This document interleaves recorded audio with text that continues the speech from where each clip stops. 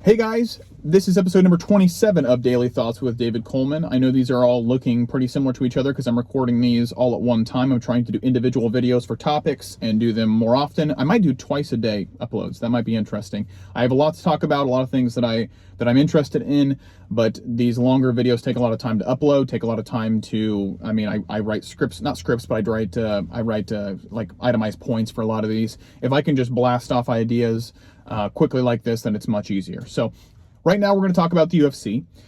This is one of my hobbies that some of you may not be interested in because you follow this channel for other reasons. But I'm a big UFC fan. I have never been to an event, but I would love to go. This past weekend, UFC 285 had a couple different interesting fights that happened that I think we need to talk about. First of all, let's go up in ascending importance, I think, in my personal opinion. Bo Nickal is from the Dana White Contender Series and is a huge prospect at 185. He defeated his opponent, whose name I can't even remember at this point because it's been like 4 or 5 days.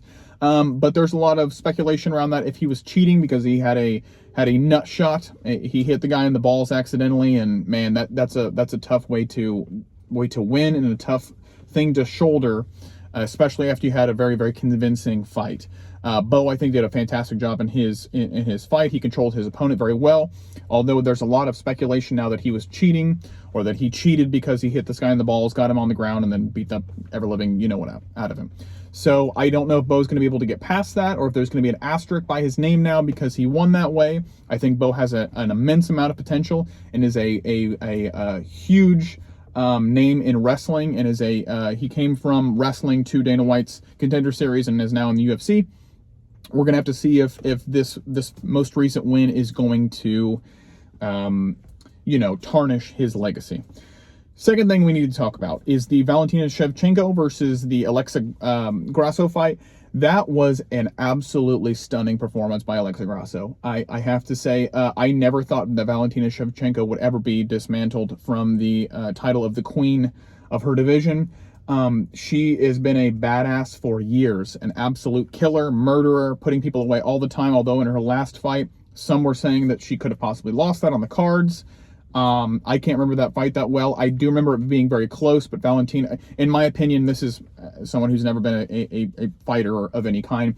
I've always thought that you have to go out there and you have to beat the champion, meaning you can't just go out there and tie them. You can't just go out there and go strike for strike with them. You got to go out there and beat them and prove that you are the new champion. And so Valentina, though some people have hated on her for, the last fight and have kind of thrown some shade her way, I think she's always been the most dominant woman's athlete when it comes to the UFC. Amanda Nunes is obviously up there as well, even though she lost her last one. So that's one right there. Congratulations to Alexa Grasso. We have now 3 Mexican champions, which I never thought would happen. There were 0, I think, at the beginning of 2022 of last year, and now we have 3 of them. So that's crazy, and congratulations to all of them. I think they want to run it back, Valentina and Alexa, so we're going to see if that happens. I would love to see that fight again. I would love to see who comes out on top. I don't know if Valentina just got complacent. I don't know if Alexa's just a badass, and we were just, we were missing her the whole time. Don't know. But I'd love to see the fight again. Last and most important, of course, is the Ciryl Gane versus Jon Jones fight for the heavyweight title. I have to say I was a big Jon Jones fan for a long time. Before this fight, I went back and watched his first fight with Alex Gustafsson, who I think, in my opinion, won that first fight.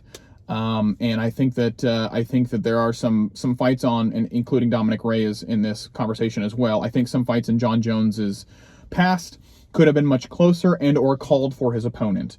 When you go to the judges, you leave it up to the judges, and then it's their decision. But you could have called those either way. Regardless, Jon Jones has had PED incidents in the past couple years. He had a dispute with Dana White and the UFC about his contract not getting paid enough. Took 3 years off, went up to heavyweight. So many questions about Jon Jones coming back. And he put Ciryl Gane away in like 2 minutes in the first round. And I will have to say there's a lot of commentators that are talking about, was Ciryl Gane qualified in order to be in that ring with him? He had been 1-1 in his last 2 fights. lost to Francis Ngannou, who is now no longer part of the UFC. And it almost felt like this fight was kind of forced because of that. It would have been really, really nice to see him and Francis, Jon Jones and Francis, go at it. And we were not able to do that because Francis was released from the UFC because of a contract dispute, it seems like. So, Ciryl Gane did not do... Chael Sonnen has actually talked about this quite extensively. It seemed like Ciryl was scared to go in there. He was scared to go in to fight. I don't think that's necessarily true. I do think that he knew the power of Jon Jones, and he got run over. And I think he was fighting a little bit scared during that time period. But I think Jon Jones did his Jon Jones stuff and put him out pretty quickly. Some people are saying it was an early tap.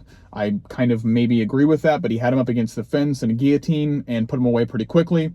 So, you know, what can you say about that? Jon Jones is the heavyweight champion of the UFC right now and of the world.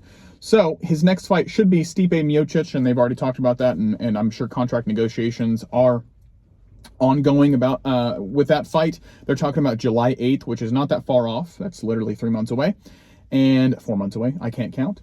And so we should see another absolute banger of a fight in that one.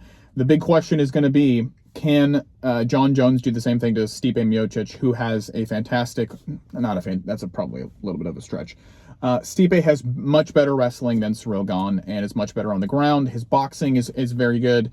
And I think he's just an all-around much better fighter than Ciryl Gane. I'm sure that if Ciryl and Stipe stepped into the ring, it'd be a hell of a fight, but I think Ciryl would probably put him away if they kept it on the feet.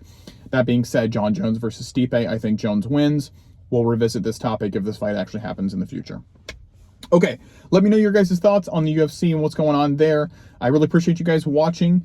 If you guys are UFC fans or you're coming for the UFC, I'm going to continue to talk about the UFC because I really enjoy MMA in general, and I think it's a very, very interesting topic and one of the most exciting sports in the game right now.